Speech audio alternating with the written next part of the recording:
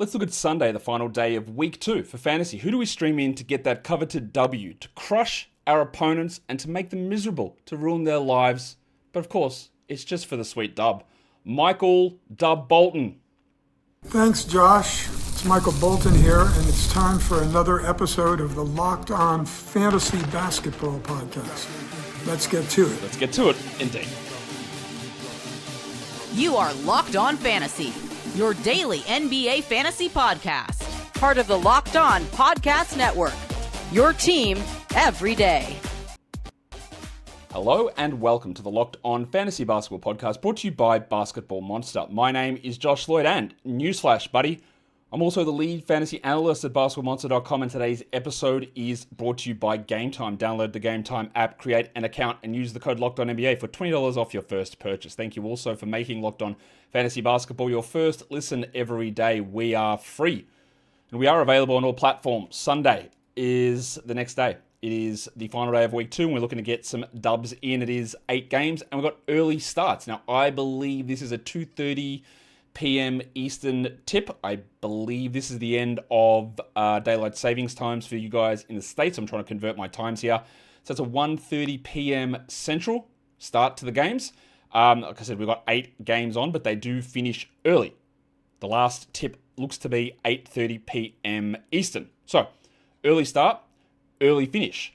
And we've got lots of weird, well, not necessarily weird, but lots of injuries that have popped up, opening up a lot of streaming opportunities for us on Sunday. I've got a full week 3 streaming show, weekly planner show that's out already, so you can go check that out. And we're going to be looking here at just specific things that we can do for Sunday. So what are the 3 big storylines, I guess, the pulse of Sunday? What are the major things that we want to pay attention to? There's quite a bit of stuff that is happening here.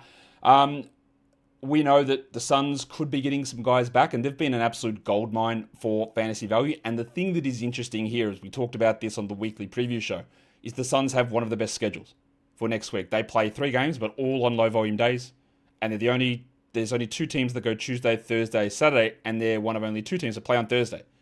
But what happens if Dillon Brooks and or Jalen Green play? What happens to Grayson Allen, Royce O'Neal, Colin Gillespie?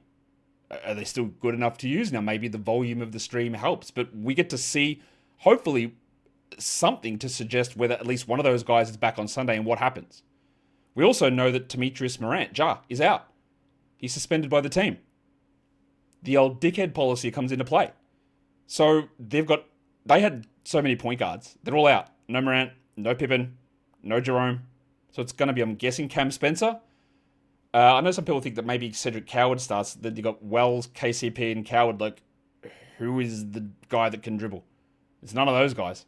So I think it's going to have to be Spencer, and maybe Small in that position. But that's obviously huge. And then one of the other big things I want to watch is Jeremiah Fears and Jordan Poole. First game, Poole off the bench, barely played, really bad. Second game, played more minutes than Fears, and continues to stare down the coach on the bench.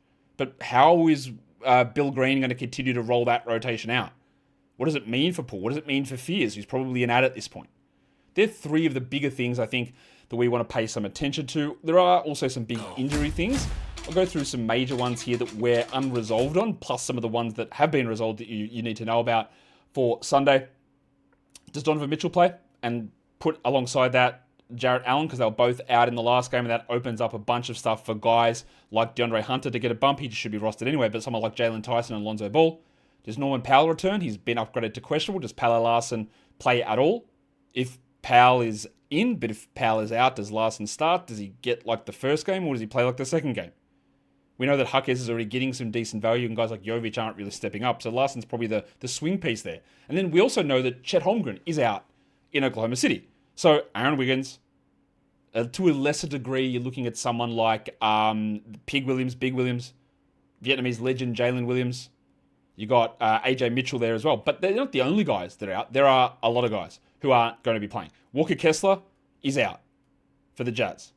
Shoulder issue that happened at the end of the game against the Suns, so he's out. So Jusuf Nurkic going to start? More for Filipowski and Hendricks. There's some real opportunities there. Morant is out. We know Poole is out, again, in Toronto. But that's already been happening. But Trae Young remains out for Atlanta. Darius Garland remains out in Cleveland. Embiid is out. First game of back-to-back against Brooklyn. So Bona time? Probably.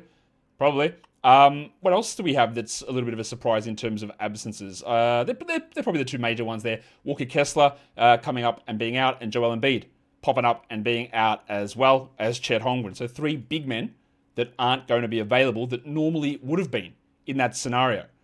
Let's talk streaming.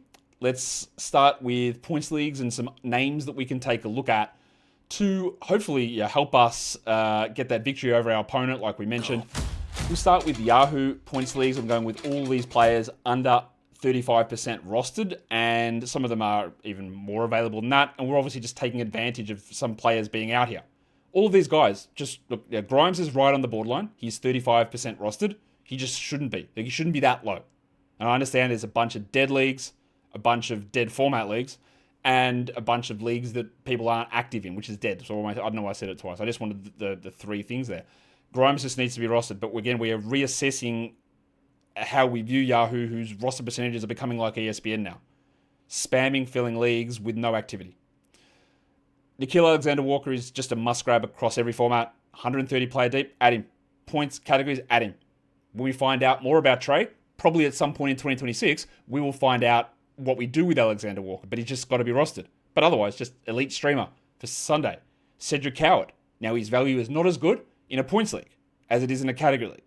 He's available still in a lot of different spots, but the absence of Morant, as well as everybody else being out, should mean that Coward takes some more shots and probably does play some more minutes. We've got no Chet Holmgren, so Aaron Wiggins is a pretty good stream guy there for Yahoo. And then I expect that Jusuf Nurkic starts. Now, maybe it's Hendricks and Filipowski, but that gives you no defense whatsoever, no rim protection, even though Nurkic is nowhere near what he used to be. He's still better than those two guys. Well, that's not true. Hendricks is a really good defender, but I'm not sure if they'll do that. But Nurkic is a good option. Again, remember, Cam Spencer is someone you can look at. I'm going to talk a lot about Cam as well a little bit later on, but there are 5 names there for Yahoo points leagues that you can take a look at. On ESPN, some of these guys, not like Nickeil Alexander-Walker, is already rostered. So you don't have to, rostered above my 35% cutoff number. But we've got some other names that we can take a look at. One of them is Grimes. One of them is Wiggins. Adem Bona is much more valuable in a category league. But also, the ESPN points format, for as much as we criticize ESPN, shout out to Ray J. Dennis being available now, as much as we criticize them, rightfully so, I believe that the criticisms I give to Yahoo and to ESPN are valid. Because what do I want? I just want people to make the game better and make it easier to play, to get more people in to play fantasy basketball. Anyway, Adem Bona ESPN's scoring system is not quite like a hybrid of values between Yahoo volume points and category leagues. But it is there. We're valuing points and steals more on ESPN, and we're penalizing for missed shots. So some of the guys that tend to be more, this is a category guy versus a points guy, their value rises in an ESPN points versus a Yahoo points. That's why you see Adem Bona and Cam Spencer on my ESPN points streaming list. Obviously, we're taking advantage of absences. Embiid out, Morant out, Jerome out, Pippen out. So Bona and Spencer, not Pat Spencer, that's the Warriors guy, Cam Spencer is the guy you want to look to. And then, again, Kessler out, so Jusuf Nurkic. It could be Hendricks. It could be Filipowski. At the moment, I'm projecting it's Nurkic, but they might not go that direction. We'll see what direction Utah actually wants to take it at that point. We are going to come back and we're going to do individual category streamings plus the bigs and smalls build as well for streaming for your category leagues. Today's episode, though, it is brought to you by Robinhood. Your ambition just met its match. With Robinhood, you play for the win. You're not just on game day, it's every day. Locking in on every opening, beating your PR, beating it again. Channel that drive into your money. Robinhood puts you in control of your money. Trade stocks and ETFs, options, futures, and crypto, all in one platform. And you can now build and execute your own trades from a desktop with Robinhood Legends advanced tools. Take advantage of the new Robinhood strategies with a tailored portfolio managed by a team of experts. You expect more from yourself, so expect more from your money. Get started today at robinhood.com/yourmoney. Again, that is robinhood.com/yourmoney. Your money, your moves. Today's episode is also brought to you by Game Time. With basketball season really cranking at the moment, you want to get live to watch these games, watch your favorite team, watch your favorite player live and in action, but sometimes getting tickets is a real pain. Elevated prices, hidden fees, long queues. Game Time helps to make getting the tickets as easy and as an enjoyable a process as actually getting to the games themselves. You've got the zone deals, which Just you pick an area of the arena that you want to sit, and they get you the best value ticket. You've got the prices of what you see is what you get, no added fees at checkout. So take the guesswork out of buying NBA tickets with Game Time. Download the Game Time app, create the account, and use the code LOCKEDONNBA for $20 off your first purchase. Terms apply. Use the code LOCKEDONNBA for $20 off. Swipe, tap, ticket, go. All right, so let's look at category league streaming for Sunday. We're going to go through the individual categories and try and get you some names. And again, as we always see with this stuff, you see repeated names across multiple categories because that's how this stuff works. We'll start with the points category. Who can we stream in? There is a mixture of roster percentages here. No one is over 40% on our advanced roster metric at Basketball Monster, so they should be available. At least, I think you'll find, and again, if you are out there, I love you guys. You double Onyxers out there, tell me about the guys that don't exist in your league because you've got everybody rostered. I've even heard that Anthony Edwards' kid, send a video, that's his nickname, is already rostered in some of your leagues. So let me know. Points, Jalen Wells should do more. Last game when Morant was pissing and moaning on the court, we saw Jalen Wells' usage go up. And now Morant won't need to piss and moan on the court. He can piss and moan at home. So Wells' usage should rise. Cam Spencer's going to do more. I tell you who Cam Spencer reminds me of, someone who's starting to get more attention at the moment. And is it because they're both white? Yeah, a little bit. But Colin Gillespie, just someone who, do I think he's ever going to be a star? Not really. Is he just a solid, good player that can step into a hybrid starter bench role? Yeah, that's what Gillespie's doing now. And we're going to see a bit of that from Spencer here. Kyle Filipowski is a scorer. He's not a defender, but he is going to score pretty well. And I think he's going to be useful there with the Jazz with an extra role with Kessler out. Nurkic will score okay as well. I think he's been pretty impressive as the Jazz's backup center so far. And then, no Chet Holmgren. Now, this man is touch and go. He is a high variance player. But it's Isaiah Joe, who's played one game and was awesome. He won't be that good, but he's at least streamable when you're looking for points. And of course, when you're looking for the next category, which is three-pointers, which is absolutely his specialty. So Joe is the number one stream option for threes. Always remember, with someone like Joe, he is relatively inconsistent in terms of volume. He could hit 6 of them. He could hit 1. But at least we know, A, he's playing, and B, Chet is out. Now, they don't play the same position, obviously. But this is where a knowledge of a team's rotation helps. Normally, they're playing the two bigs, Hartenstein and Chet. So Hartenstein moves up to center. So he's never playing power forward this season or this game. The other guy that would step in at power forward is the Bronco, Jalen Williams, also not there. So you're going to have opportunities where you're having to play smaller, where you're going with multiple guards. So Joe gets those extra minutes as everybody pushes up. Jalen Wells is a good three-point guy. Cam Spencer's going to hit him. Even Lou Dort, who offers you nothing. But you know that Dort is going to be out there. And you know that Dort is going to take threes. He could easily get you 4. He could get you 8 points in 1 3, but he could get you 4 because he's going to be out there. And then Kentavious Caldwell-Pope, who somehow at the moment is flashing assists, and I don't really get that, but it's happening. So KCP at the moment is a weird sort of, I don't think it's going to go well if Morant's not there, to be honest, but he is doing it. But we go back to his bread and butter, which is hitting threes and providing stream value in the threes category for your fantasy team. We go to the assists column now, which often is a hard category to stream in off the waiver wire. But I think when we look at what the action is on Sunday and the guys who are in and out, we've got not a bad selection here. Yeah, he's been bad, no doubt, but Jaeger Dielman might get you 6. But he's been under 20 minutes the last 2 games. So there's risk in that, but it's not like Ben Saroff is playing well. He's playing like 12 minutes. They're getting a lot more Cam Thomas point guard at the moment. But Dielman is someone who, if you get some stuff figured out, might get you 5 or 6. Marcus Smart played 35 minutes last game. I don't know whether that'll be the case here, but there's no one that's like waiting to come back that'll come in and cut down Smart's playing time. So there's an opportunity there. I've already said Cam Spencer in multiple categories, and here he is again. Lonzo Ball, whose value would probably rise to the top of this, especially if Don Mitchell is out. 5 or 6, 7, 8, maybe for Lonzo. And then there's the spiral, Luke Kennard, who played 28 minutes last game, was not very good, but they don't have much passing without Trae Young. Yes, Keaton Wallace also, by the way, deeper leagues, Keaton Wallace might get you 2 points and 7 assists. But you could get 4 or 5 out of Kennard there, who was pretty disappointing, I would say, but what was encouraging about what Spiral did was the minutes that he played. I think he played 28 in that game without Trae Young.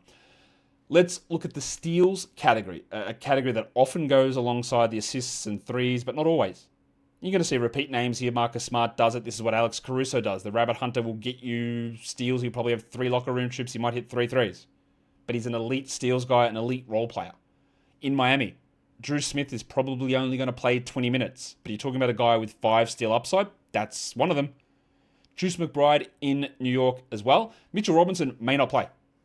He's came back, played 1 game, and now he's on a maintenance play. Now, to be fair to Mitch, it is a back-to-back, so he's not going to play both games. But if Mitch is out, Juice is going to do more.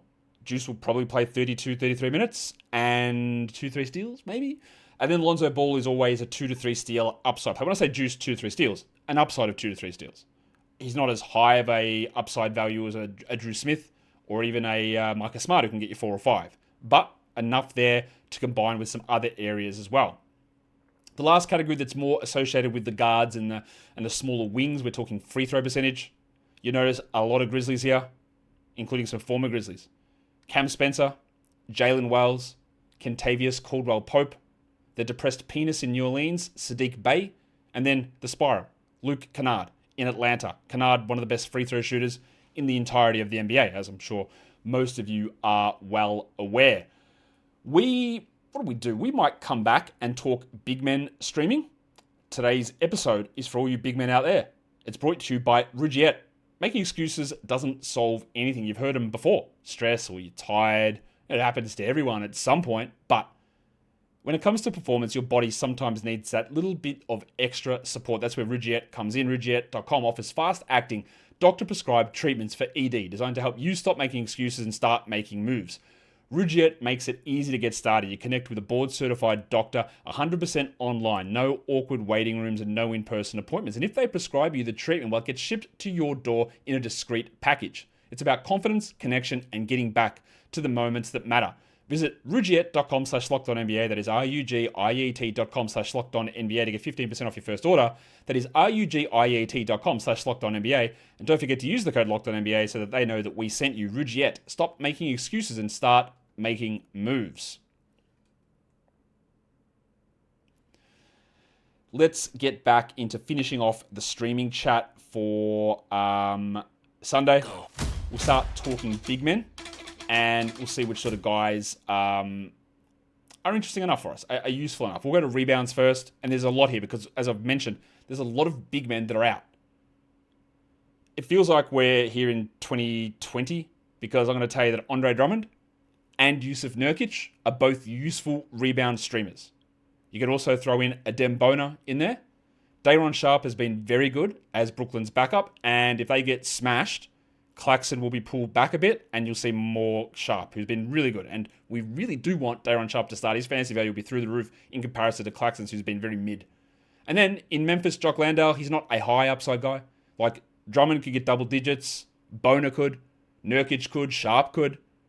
Landale's more of a 6 or 7 rebound guy, but we know that he's going to start, and we know that there's not really many players behind him. So he's going to be out there getting his 24 minutes, 25 minutes, and getting those 6 or 7 rebounds. Santi Aldama also has been getting a lot of rebounds too, but I'm guessing he's not that readily available that you can go and take a look at him. Blocks. Blocks is one of the other ones we look at. Adem Bona. Day'Ron Sharpe. Bona's a very, very good shot blocker, and he clears everyone here for this. Day'Ron Sharpe, not bad. Taylor Hendricks, yep, maybe a steal and 2 blocks he can get you. Andre Drummond is less good at blocks, but he's still got an opportunity to play 24 minutes. And then Jock Landale can easily get you 2 blocks or so there as well. I created a new musical stinger drop for a player, but unfortunately in the streamer show I'm not going to get to do it. So you're just going to have to imagine what it is when we get to it, which won't be in this show. Field goal percentage streaming. Who are we looking at? Well, it's a lot of those same names. Adem Bona. Jacques Landale. Jackson Hayes could easily give you 3 of 3 from the field. And DeAndre Ayton, we expect that he's going to play. We expect that he's going to play with that back issue. But we don't know. And if he doesn't, then Hayes will jump up. The other guy, I am going to get to use it. The other guy that could step up and play some minutes at center if Ayton is out is the Japanese Harrison Barnes, Empitsu, Rui Hachimura.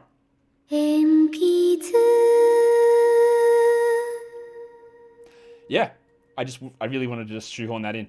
Kyle Filipowski is another field goal percentage option, and Day'Ron Sharpe is a pretty good one to use there as well. So what about if we're just looking to really focus on the small build, the guard build, as it's often referred to? Who are some players that we can have a crack at there? Cam Spencer, Marcus Smart, Jalen Wells, Kentavious Caldwell-Pope, and Juice McBride. Right across the board, value in the major guard categories: points, threes, assists, steals, and free throws. They're 5 options that are going to have different levels of availability. Spencer's available everywhere. The other one to throw in, if you don't believe it's Spencer, it's Javon Small. Even though he didn't play last game, preserving a 2-way game, he could be back and into that role. And lastly, we can take a look at the big men. So for the big men, we're talking rebounds, we're talking field goal percentage, we are talking blocks, and because it is very common, those of you who go the hard sort of punt and go fully into the big men, you know that you're going to have low turnovers. That's just going to happen, right? But one of the other things you'll find is nearly every week when you're doing that build, the big man build, the punt assist, punt points sort of a build, you'll be like, bloody hell, I need steals. It always comes down to steals. True? When you have that build, it's always coming down to steals. So in the big man build, I'm including rebounds, blocks, field goal percentage, and steals. So Adem Bona, Andre Drummond, good steals guy, Jusuf Nurkic, Day'Ron Sharpe, and then someone who I haven't mentioned in any other period here, but Colin Murray-Boyles has the ability to be a 6 rebound guy, to be a 2 steals and 2 blocks guy, best case scenario, replacing Jakob Poeltl. I think did he have a 3 steal, 3 block game already, Colin Murray-Boyles? I think he might have. He's been absent in his defensive stats in his 2 starts, but I believe his second game off the bench he did that. So someone that can help contribute there without necessarily being a standout for the one individual category. And that is the end of the preview show. It is the end of the preview show for Sunday. I'll be back tomorrow with a waiver wire show, a Monday preview show, and a Sunday recap show. So the best way for you to be involved in all of that stuff is to subscribe. It's to thumb. It's to watch the videos. It's to listen to the audio. It's to download both. Let them play on loop in the background. Leave comments. Drop hypes as well. Guys, we are done here. Thank you so much for listening, everyone. See ya.